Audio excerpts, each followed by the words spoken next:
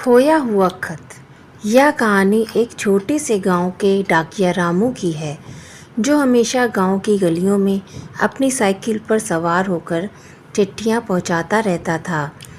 हर सुबह उसकी साइकिल की घंटी गांव वालों के लिए उम्मीद की आवाज़ बन चुकी थी। लेकिन एक दिन जब वह डाकघर में पुराने पत्र छांट रहा था, उसे एक बहुत ही पुराना और धूल से ढका हुआ पोस्ट कार्ड मिला।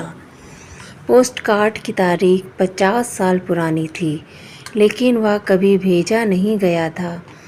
पोस्ट कार्ड पर लिखे शब्दों ने रामू को जिज्ञासु बना दिया। उसमें लिखा था, प्रिय राधा, जब तुम यह पत्र पढ़ रही होगी, मैं बहुत दूर जा चुका होऊंगा। मैंने हमेशा तुम्हें दिल से चाहा, लेकिन हालात हमें साथ नहीं रहने देंगे। तुम्हारी यादें हमेशा मेरे साथ रहेंगी। मुझे माफ़ कर देना। स्नेहपूर्वक तुम्हारा गोपाल।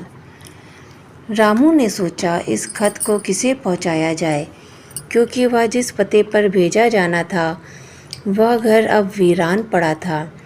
कोई नहीं जानता था कि राधा कौन थी और गोपाल कौन था।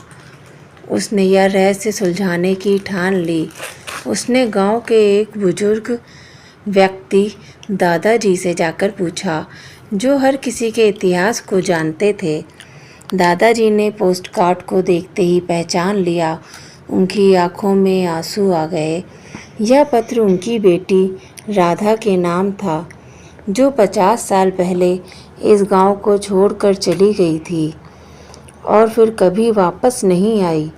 राधा और गोपाल की प्रेम कहानी अधूरी रह गई थी, क्योंकि गोपाल किसी दुर्घटना में मारा गया था और राधा को यह कभी पता नहीं चला।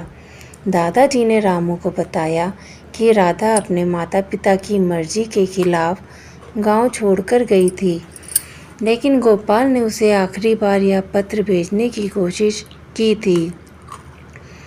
दुर्भाग्यवश यह पत्र उसके पास कभी नहीं पहुंचा। रामू ने फैसला किया कि वह इस पत्र को राधा तक पहुंचाएगा, चाहे उसे इसके लिए कितनी भी मेहनत क्यों नहीं करनी पड़े। उसने राधा के बारे में गांव वालों से पूछा और धीरे धीरे उसे पता चला कि राधा अब एक बड़े शहर में रहती है। अंत में रामू ने शहर जाकर राधा को ढूंढ निकाला और वह खोया हुआ खत उसे सौंप दिया। राधा ने जब वह पत्र पढ़ा तो उसकी आंखों में आंसू भर आए। इतने सालों बाद उसने अपने पहले प्रेमी का आखिरी संदेश मिला और उसने उसे हमेशा के लिए अपने दिल में बसा लिया।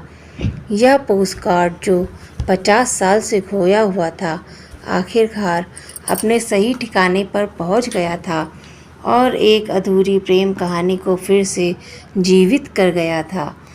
तो फ्रेंड्स, प्रेम कभी मरता नहीं है। इस कहानी से ये तो समझ में आता है।